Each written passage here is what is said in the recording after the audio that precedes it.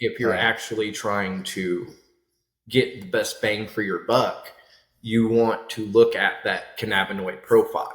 You want to figure out exactly which ones are affecting you. Welcome to the Dispensary Marketing Podcast, where we interview the top dispensary owners and experts in this space so that you can stay up to date with the latest trends and strategies that you'd otherwise miss out on. I hope you enjoy this episode. Stetson, welcome to the Dispensary Marketing Podcast. Thanks for coming on the show. And thanks for having me, Brandon. Awesome. So why don't you tell us who you are, name of your store, and where you're located? Okay, my name is Stetson Humphreys. I work with Minerva Canna in Oklahoma. We are located in 4 different locations. We have a location in Langley, Grove, Tahlequah, and Broken Arrow. I also do work for another company called Reefer Reapers that they service all of Oklahoma. We help with up-potting, trimming, anything. Basically, think of us as a workforce, but for the medical marijuana field. Nice. So what was your background before getting into this space? I mean, managing, is that 4 locations Yes. that you mentioned? Yes. So that's quite a bit. How did you get into this space? How did you get into this space before, kind of a run in these 4 locations? It's culinary arts was the primary field that I did a lot of my studying. It culminated with the cultivation part of it. So like agriculture, horticulture, permaculture. I've always looked into farm to table style dining. So I've always been in the cultivation side. After it became legal, though, the gray area for making money was too big not to pass up, because one of the things I found out in the Culinary Institute is there is not a single chef that owns a kitchen. They might work and they might run a kitchen, but they don't own the kitchen. So I knew I needed to take a step away from that field and do something that had a higher promotion to it. There's not enough people here, so it's easier to make those advancements. It's easier to make those connections than in fields that are already established and have almost a hierarchy to them.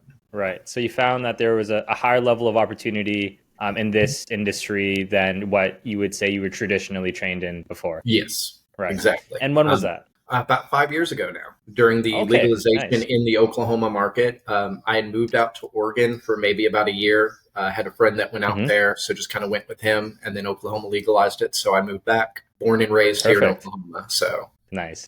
You came back home. Yeah. Awesome. So I'm assuming you didn't just come out the gates, being in charge of all of these different things, wearing all of the different hats and stuff like that. So what did your world look like relating to this industry 5 years ago? I got together with a buddy. Like I said, we started Reefer Reapers, which is the workforce style. And that was a lot of legwork, running around, just introducing ourselves, going to any event that we could put ourselves in, handing out cards anywhere we could, staying out at actual farm locations overnight.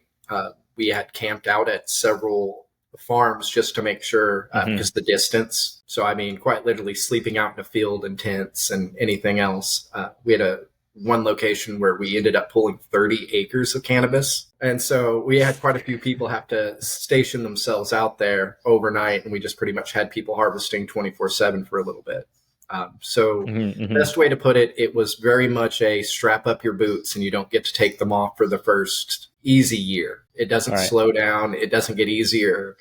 It doesn't change. It's pretty stagnant that first year. Hard work. And that's it. There's no leeway in any direction, because the market and how rapidly it changes, there is no room for being gentle, being slow, and not being efficient. You'll get replaced way too fast. And then how did that then turn into more of a retail play later on? Well, this is actually the last spot I haven't done. We're working with Reefer Reapers. I've done everything from growing, processing, infused cannabis food events. Really, retail was the last spot, actually getting to work with customers, I guess you could say, with OMMA, trying to figure out exactly what the legality of certain things are, and then figuring out how best to service our customers with a medical product without a medical degree. Because there's a lot of lines you don't want to cross when you're trying to tell somebody what to take when it comes to a medication. So what does that look like then? How did you kind of manage ensuring that you can provide as much value as you possibly could to your patients without kind of stepping on the toes of legal issues and compliance issues? Self-education is probably one of the biggest hurdles, just Mm-hmm. because finding reliable information, always going with peer-reviewed studies and not off Mm-hmm. of he said, she said, or hearsay. My Yeah, buddy told me this, send me an yeah. article. No, you want to make Right. sure that there are, I can't remember the names of them off the top of my head, but there are several Right.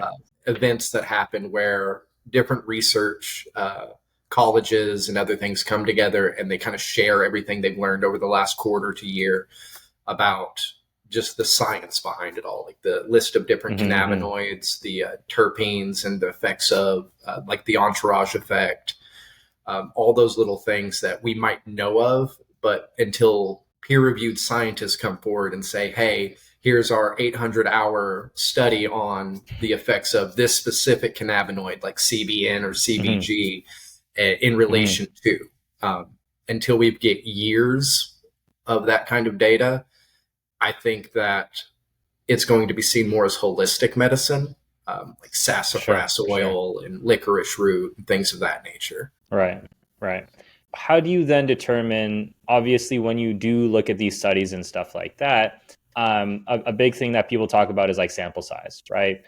If you figure out and you test patients on 5 people, you can argue that that's not a large enough sample size because 5 people, you can't extrapolate that to 100,000 people, for Yeah. example, right?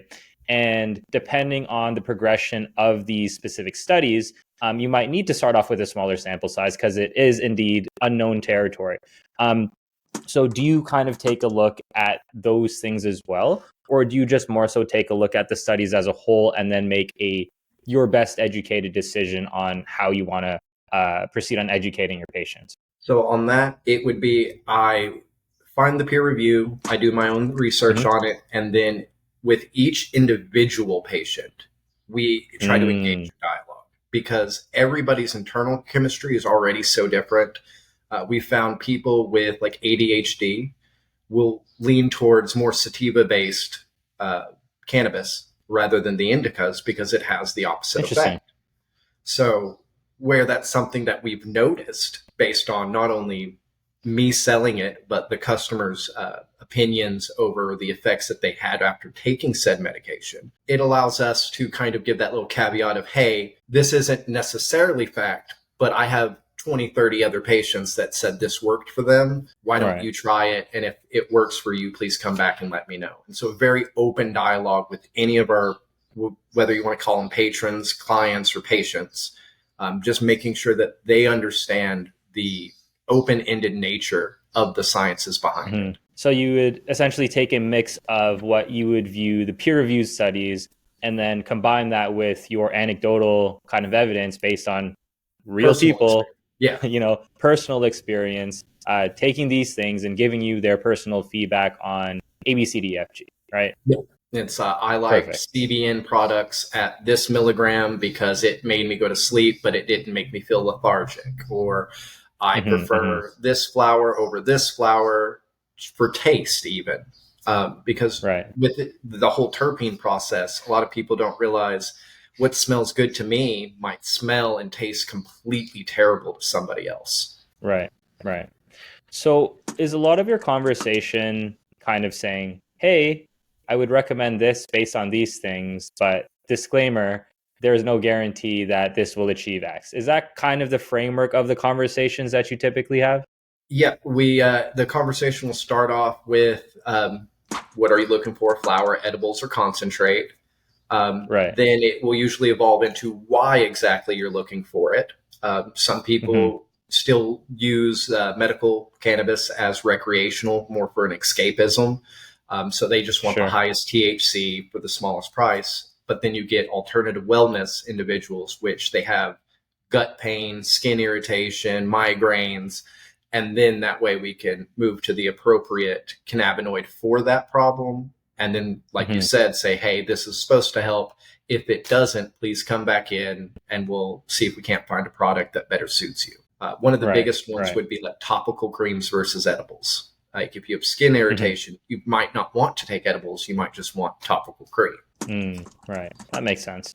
Any surprises, once you've like actually taken a deeper look at any of these studies that, might have been opposite to what you would conventionally think? Yeah, there is a new study that I was watching a couple of different things on based around high and low dosage.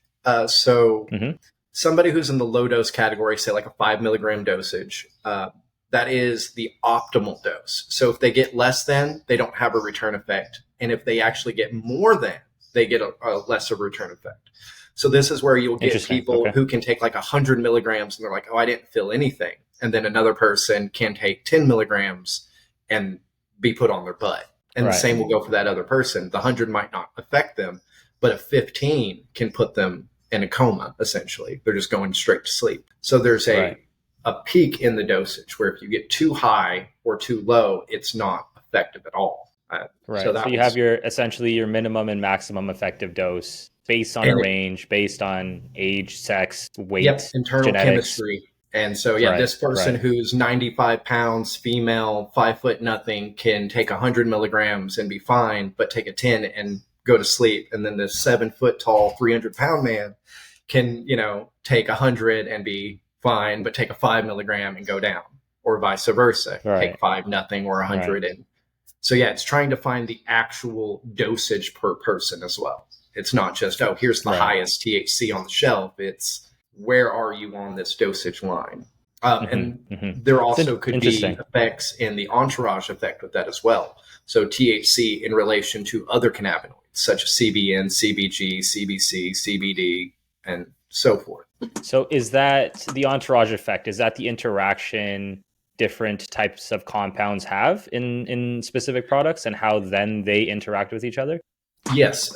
So the entourage effect has to do not just with the cannabinoids, but with the terpenes. Okay. And so that would go into like the essential oil sciences. They did studies where if you smell a lemon, limonene creates a neural pathway that tells your brain to start producing serotonin. So they say smell a lemon, smell lavender for calming effects, things of that nature. That's the sciences and terpenes. They're, the little compounds that give things their smells. The ratio of them, along with the ratio of different cannabinoids. So say if you're I guess it'd be easier to explain almost in a nutritional sense in amino acids. Sure. So like if you have 20% THC, you should also probably have 20% CBC, CBG, and everything else to get the appropriate effect. As soon as you start changing the ratios of this, like it's 20% this, 30% that, that's where you get the entirely new effects. So that's what we would call the entourage effect. It's the relation of each small component and the percentage of weight, I guess would be the best way to put it, in relevance to each other cannabinoid has different effects. I feel like that is always the disclaimer for a lot of science, not just in the cannabis space, but it's just with anything. It's like, yeah, based on our studies, we see that this is the path, the trend, or whatever it is that we can find, but more studies need to be done. Yeah. So what would you say, like a lot of times in this space, and probably more so in the recreational space, because as you say, it is a form of escapism. There are a lot of shoppers that are just saying, hey, give me the highest THC count as you possibly can. And in general, that gets tagged along with at the lowest cost. What would you say to those types of consumers that might not be looking into the different compounds, that might not be looking into, the entourage effect and stuff like that? I have found in my own personal experience, because I do participate medically, I also don't believe in tolerance breaks, so I don't take periods where I don't smoke at all. I have found that it doesn't matter if it's 10% or 33%, they're all going to give you the same effect.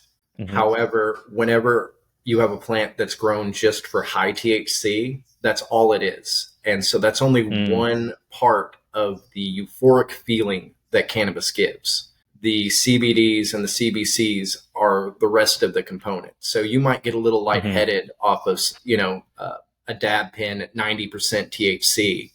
But if it doesn't have those other points, you might only have that head change for 2-3 minutes. Right. So if you're actually trying to get the best bang for your buck, you want to look at that cannabinoid profile. You want to figure out exactly which ones are affecting you. I've heard it explained much like operating a vehicle. THC is really just the key to the ignition. You need X amount of it, carry everything else. If you have low THC, it only gets you so far. But if all you have is high THC, you're still not going anywhere. You might have turned your car on, but there's no gas in it. Right. Do you have a framework that people can use based on how they're feeling and what they should look for when they're purchasing products? I often say the nose knows. The smell of cannabis, just like with food and other things, will be one of the very first signs. If you're repulsed by the smell of it, chances are your body doesn't want it. Whereas if it makes you salivate, hungry, or entices you just upon smell, chances are your body has recognized some compound in it that says, hey, we like that, and we would like you to introduce that to the vessel. So when it comes to actually picking out flower, go with your gut first, smell it. And then, because it is a medication, try to take down the information of what you took. Because, everything has crazy names nowadays, from cheetah piss to duct tape. Yes. And rather than trying to remember a name and then go into the store and it not be the same, try to remember what that cannabinoid value was, because that's how you're going to find the same effect repeatedly. Like, you might smoke Blue Dream one day, but if the strain is too far from the original, it won't have that same profile that the one that you smoked had. So as long as you know what profile it had, you should be able to replicate the effect you're looking for. So for the tinkerers out there that want to optimize their consumption, to not make it overcomplicated, to write down every single different types of things based on the products that they're consuming, and mapping out all the different types of feelings that can be feeling. If you were to say to somebody, or if you were to recommend to somebody, disclaimer, if you were to recommend to somebody the best way that they should tinker to figure out what works for them, what metrics do you think they should track? I would definitely always say stay on the lower dose first. Keep in mind that there are products to help you if you do experience too high of a high. But experimentation is probably just the best. Keep an open mind, because at the end of the day, we have businesses that produce gummies and chocolates, inhalers, anything you could possibly think of as an admission. However, they all affect people differently. Some people prefer chocolate over gummies, or gummies over chocolates. And you know yourself best. Like, you go to a doctor, you say, I hurt, please give me pain meds. And they go, okay, here's some ibuprofen. And you say, okay, I still hurt. Can I have something stronger? And you go back and forth that way, usually, even with the doctor. And that's kind of what you have to get ready for with this side as well. You're going to go in, you're going to look for something that meets your needs, whether that's a inhalation through smoking or an edible. And then you're just going to go basically line by line down. You're going to say, I'm going to try this one. And if it doesn't work, then I'll try something else.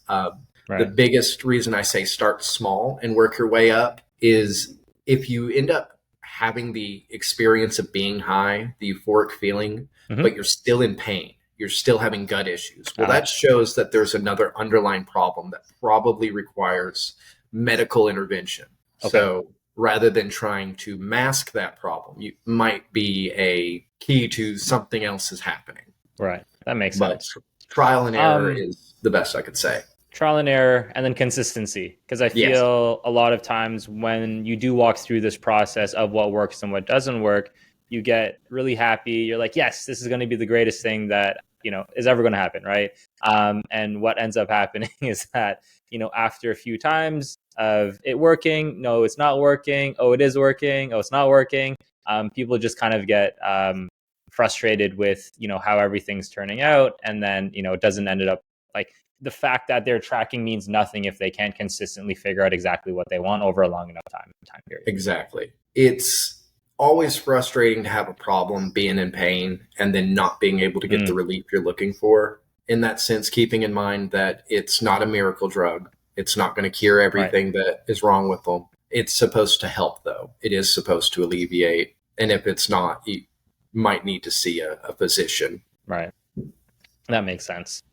Now, to pivot a little bit on the dispensary side, what are your current biggest challenges in now running the dispensary as a whole? I would say one of the biggest ones has to do with either banking or advertisement.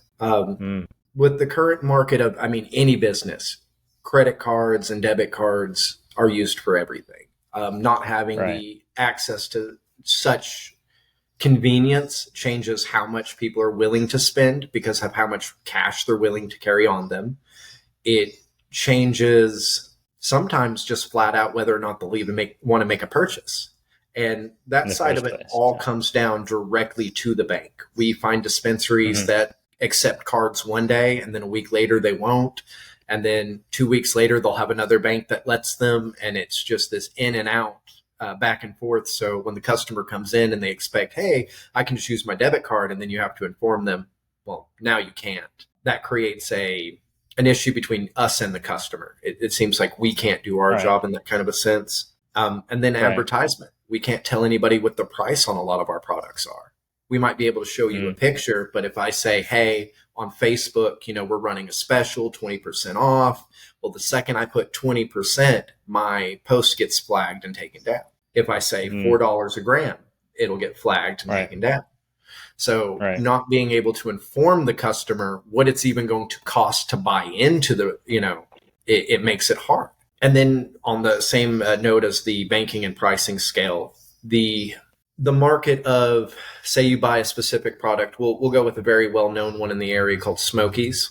They're a gummy brand. They're very popular. Then you can compare these to a national brand called Wild. Both of them have 10 milligram dosage. The pricing on them will vary so much from store to store, even though the businesses themselves sell them at the exact same cost each store. So we run into this big issue if somebody decides, hey, I can undercut everybody, sell it for less, or somebody across town sees that no one carries the product, so they put an extra $10 on it. Now you have an issue with product reliability, like an Arizona tea. It's 99 cents no matter where you go. Well, we don't have the ability to have that yet. But before we continue, if you're enjoying this episode and are looking for some marketing help for your own dispensary, you can check us out at cannabudmarketing.com or visit us in the links in the description below. Now, on to the rest of the episode. In terms of figuring out product pricing, I think that's a very interesting thing. I had a conversation with a dispensary owner a couple episodes ago, and we were talking about both the pros and cons of free market, essentially, right? Yes. And something like this, I think, is a very good example of like, okay, if it's really up to both the vendors and the dispensaries to figure out what the ideal pricing structure is for everybody, right? And then from a competition level, like you said, supply and demand, if there is a dispensary that is able to isolate a product in an area where nobody else has it and can then justify charging an extra $10 or $5 or whatever it is on top of that, right? That is an interesting thing.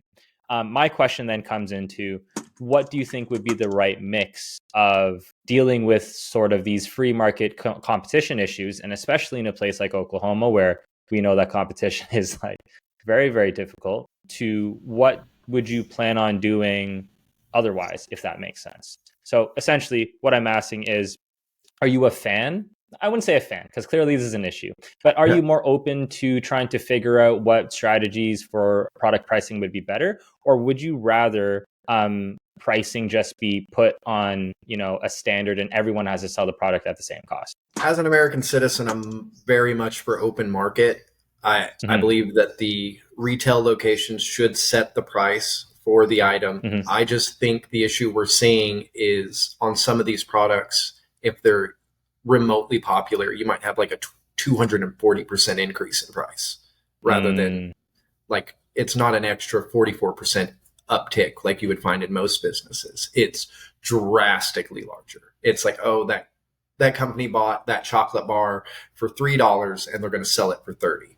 So the issue really stems from not everybody can open a dispensary. They cut off who's allowed to actually get the license for it. And I feel certain places should be allowed to do it because if they're going to price themselves out of business, they should be allowed to. And I feel like the market will settle on what people think a product is worth at the end. It's just this initial growing pain of getting everybody on board with knowing how much the product should cost them. Like, how much did it cost me as the dispensary to buy it? Like there needs to be some level of transparency. Like even if just say like Wild or Smokies on their website had a, what's the word I'm looking for, a wholesale price that was shown. Because one of the biggest issues that I see is if this was treated like alcohol and we were a brewery, you could buy beer directly from us. But as a grow, a individual can't come directly to the grow and make that purchase. They have to go through a dispensary. So since there is that extra hand there, we have to figure out, well, how much did you actually, like, what is market value on these products? We have no real, like, how much should an ounce of flower really cost, regardless of how good it is? Like, where's the actual limit? It's a product that's consumable. It's going to disappear at the end of it. You're not keeping it for months. Most people, especially if they're chronic smokers, they'll go through an ounce in a week. So can you really justify $200 for an ounce? Especially if on the same building, you'll also have an ounce at $50. It costs the exact same to grow it all and to import it and pick it up. But just because the THC percentage, you have varying scales of price. And the consumer doesn't know where that value is. They don't know how much it actually costs to grow. They don't know how much it actually costs to ship because it's all very hush-hush still. Everybody's, this is my grow. This is how we do it. What's the word I'm looking for? Proprietary, I guess you could say. Everybody's very proprietary. This, I think, leads very well into another question. So I have this little segment where I ask anybody that I'm interviewing the question, what question do they have for the next dispensary owner that I interview, or the next, dispensary expert? And their question was, how do you effectively educate the consumer as to why the price is the way it is? Increasing due to tax and not just because you want to make more money, or due to whatever compliance and stuff like that. So their question was exactly that. How do you effectively educate the customer for the reasoning for the way things are priced the way they are? Since I'm also a patient, I'm probably more open than I should be about what things actually cost. Since I've been in the business for 5 years, I've seen in and outs of homegrown facilities all the way to a company called Redbird that turned a Tyson's chicken plant into a grow, and they pull down 300 pounds a week. That basically the price is going to change for the next few years consistently because regulations are going to consistently change. The biggest one we saw this last time is we went from everybody getting taxed on their 10,000 square feet. And they said, oh, y'all get 4 harvests a year. So you actually have 40,000 square feet. So we're going to tax you at 40,000 instead of 10. So little things like that. I mean, you're halfway into your harvest and now you realize you have to charge twice what you were charging initially, even just to keep your lights on. But yeah, just very open, I feel, is the only way to do it right now. Just getting more and more people educated on the actual numbers, like what people are actually spending, what food, like your different plant foods, how much does it actually cost? What kind of investment is actually being done in these facilities as well to justify said overhead? Like, are they growing? Are they expanding? Or are they just pocketing the money? On that same note, here in America, at the end of the day, if somebody buys it, they showed that it was worth that value. So if people aren't happy with how much something costs, stop buying it for a little bit and the price will go down. That's the best advice there that I can give. That's what the market is, right? It's the teetering action between how much value can you extract from the marketplace over both the short term and the long term.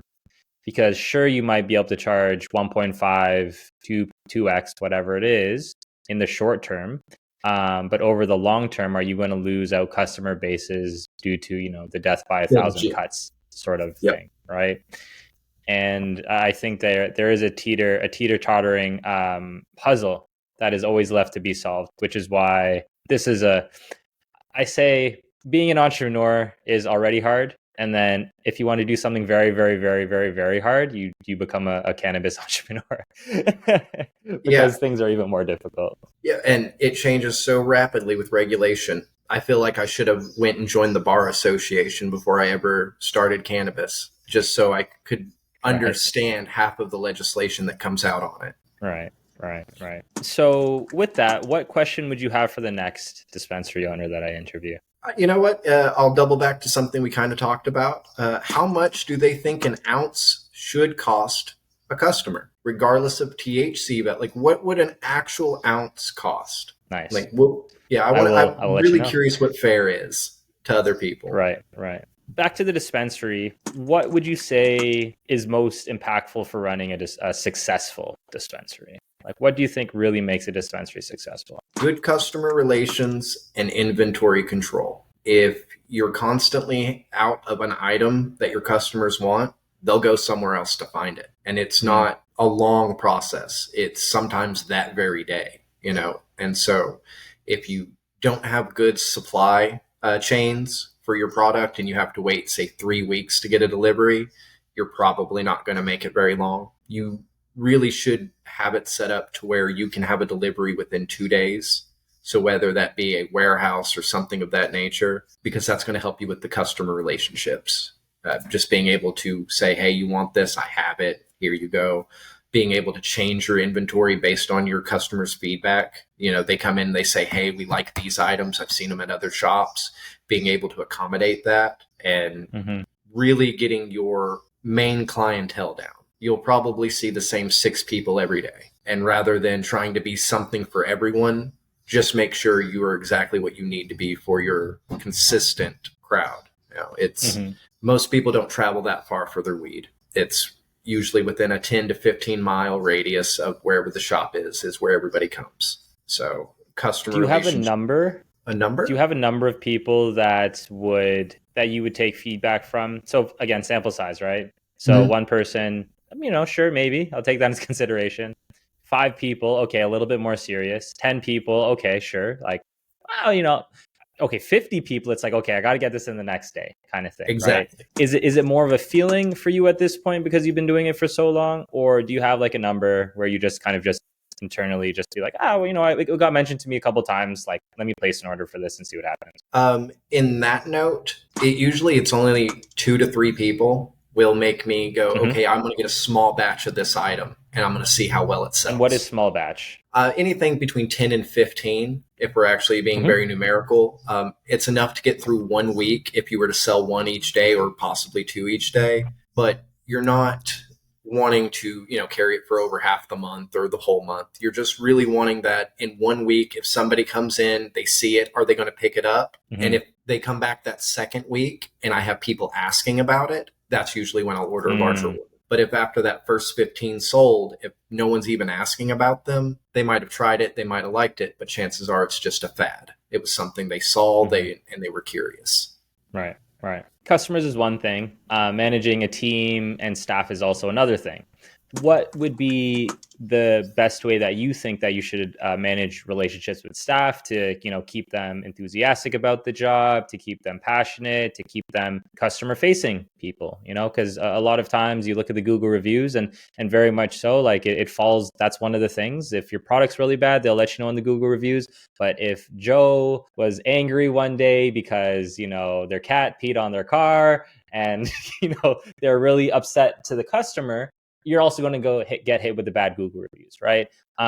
So how would you say you would deal with managing relationships with staff so they can put their best foot forward for the customers that come in through the door? I think when it comes to dispensaries, smaller teams are usually better, just enough to really cycle through your shifts. That way it also helps people really understand one another. You're not just a number, you're not just a person, you're not just filling a slot.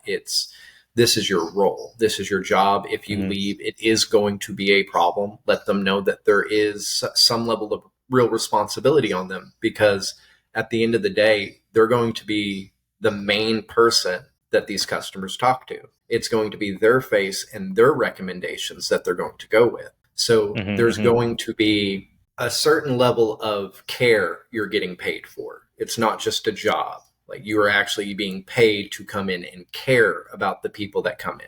You're being paid to make sure they're having a good day and that when they leave here, they're happy. It's not, your job isn't just sell weed. It is to make people feel comfortable. And so then on my side, do the same for them. You know, I'm not going to expect them to be these happy people if I'm this mean, aggressive person. So anything from, hey, do y'all need anything? Water, chips, snacks, just little things.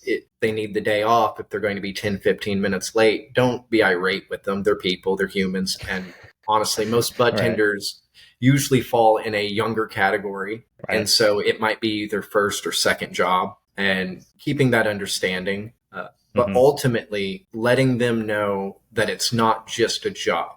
That yes, a bud tender is a glorified cashier to some degree, but that's only because of where the market is now. The bud tenders I see in the next year to 2 years basically being like a nurse, like a CNA, somebody you're honestly going to come to and say, hey, I really appreciate the medicine that you told me to take for these problems. I'm now having this problem. What should I do? With that level of responsibility on them, they usually take things a little more seriously. It's not just a job. They have a purpose when it comes to work at that point. By giving them more responsibility, to some degree, they may feel more fulfilled by the thing that they're doing, even though what they may be doing is maybe the first job or their second job, out into the real world, let's say. Yep. Nice. And that little bit of responsibility helps them feel as if the job isn't just some throwaway, I can show up whenever I want or do this or that. It's important. People are scared sometimes when they come in, and right. being able to be there is really important. So where do you see the future of the cannabis industry heading? Really, there's only two paths. We'll have the open market where it's treated like liquor and anyone can package it any way they want, and you just have to be a certain age to get it, and the federal government really won't look two ways about it. Or it's going to become hyper medical, and every dispensary, rather than being a smoke shop, is basically going to have to become a Walgreens or a pharmaceutical dispensary. And it won't just be cannabis on our shelves. It'll also be things like Ritalin, Oxycontin. Like you'll be coming here to get a prescription filled. And those are really the only two directions. Actual pharmacy. Yeah, those are the only two directions I can really see it going. Because if it stays medical restricted, a head shop isn't the most medical facility out there. And if we already have an infrastructure around, people's prescriptions, then at the end of the day, those style pharmacies are going to outpace us if they get to carry it as a medication. Which one would you prefer? Honestly, hyper-medical. Yeah. Why? I think a lot of people talk about it in relations to alcohol, but I made mention to it earlier, escapism. The issue with giving people unvetted access to copious amounts of cannabis is that it does build up in your system like most things like Ritalin or antidepressants, where it has to be in your system for so long for you to get the full effect. Whenever you're feeling that effect with cannabis, you no longer feel the high that everybody usually chases. And so if more people just right out the gate have access to that high without understanding first that it is supposed to be used as a medication, not an escape, they eventually will chase that escape, just like people who are considered alcoholics. They're not drinking because they like to drink. They're drinking because they don't want to be conscious of their actions. And I think the open market would much be like opioids and other things. It would have a point in time where this huge uptick of people would get a hold of it and then just use it as the new means to escape. Whereas we've already got enough things out there for people to use to escape. And we're trying to make everybody's lives better so they don't feel the need to escape. And so, hyper medical, I could see being much better, especially with the different cannabinoids in themselves, CBN being used for sleep, CBG for gut health and such. If we can have more isolates of these things, then we don't even have to give the THC component. Now, which way do you think the market will go? Open market. Too many states have it legalized already. There's too many variations. No one really knows who actually gets the final say on it. You have states that allow gummy bears and then turn around and another state says, hey, you can't use the bear form because that is suggestive to children. So this vast difference in opinion from North to South America, it's... Right. You never know. Yeah. So I'm pretty sure it'll end up worst case open market. It'll shake up for a while. And then once all the states kind of have a good handle on what we want to do, then I think the federal government will come back in again. Right. Now, you've been in a long journey, 5 years now. If you were to give advice to your younger self, what would you say if you were to start all over again? To go back to that joke I made earlier, I joined the Bar Association. Because Honestly, it is wild. Some of these dockets that they release, they'll be like, hey, Mm-hmm. next week this is getting voted on. And I mean, it's a 236-page docket full of jargon. And I'm reading halfway through it and I've got to stop, Google, what does this word mean in relation to this Yeah. file? And, Yeah. Yeah. it gets to a point where it's too much. It's hard to even, Right. like with the Delta 8s, the Delta 9 gray market. Mm-hmm. We as a medical facility that sell THC products, all of a sudden there's this gray market that's selling everything we have on the internet over the mail. Yep. The company that comes to mind, Hello Mood, they do the Delta 8 and THCA cannabis, and they'll send flour, gummies, anything directly to your door. So it's just hard. It is. It is. Back to that entrepreneur hard, cannabis entrepreneur hard. Yeah. Because the market changes, and then you have an entirely new business pop up that just basically completely undermines yours. The Delta 8, they don't have to follow metric standards. Mm-hmm. So all the flower they grow, everything they're producing doesn't have to go through the same regulation that our products do. So what's next in store for you over the next little while? I, with Reefer Reapers, am hoping to do more infused culinary events. The legality of that changed a few times. I personally am looking into a catering company, but that's really the next big push. Here at Minerva, we make our own chocolates, we make our own distillates, we grow our own flour. So with having that kind of a supply and access, the next idea would be to move into a realm where privatized. You're paying this company to come out and perform a service rather than just buying a product. Right. So it sounds like you're going a little bit full circle, back to the culinary arts, it seems. Yep, trying to do really more like an event circuit. We do things like the Green Grow and Cowboy Cup, things like that. Trying to do more promotions. Nice. And lastly, where can people find you if they want to get in touch? So this specific Minerva location is located at 900 South Aspen Broken Arrow. We're on Google. You can find us. If you're trying to get a hold of me directly, the easiest way would be through Reefer Reapers. We have a Facebook page along with a main web page, just reeferreapers.com. And like I said, we do everything. We trim, we up pot, we'll help with dispensaries, we'll help grow it, we'll help clean it. You need 30, 40 people to show up and buck, we've got you. Anything you might need in the cannabis circuit, we service. Awesome. Stetson, this was an incredibly insightful chat. I think getting your experience diving into the medical side is something that was super, super interesting that I don't think a lot of people talk about. I think the beginning of legalization was a lot of this sort of discussion, more on the medical side of things. But now as both governments and I think as people have figured out that they can make money from this thing, it is more so turned into a capital venture than it is. Maybe we'll see what happens in the future, than a way that people can find ways to alleviate themselves from a holistic standpoint. But thanks again for hopping on the show. This was a really, really insightful chat, and it was a pleasure. Thank you for having me. It was a pleasure. I can't wait to watch it. I see a lot of your posts. You're doing great work, and definitely appreciate having somebody take the time to get this kind of information out to the general public. Really appreciate it. Well, thank you very much. That's it for the Dispensary Marketing Podcast. I'm your host, Brandon Quan.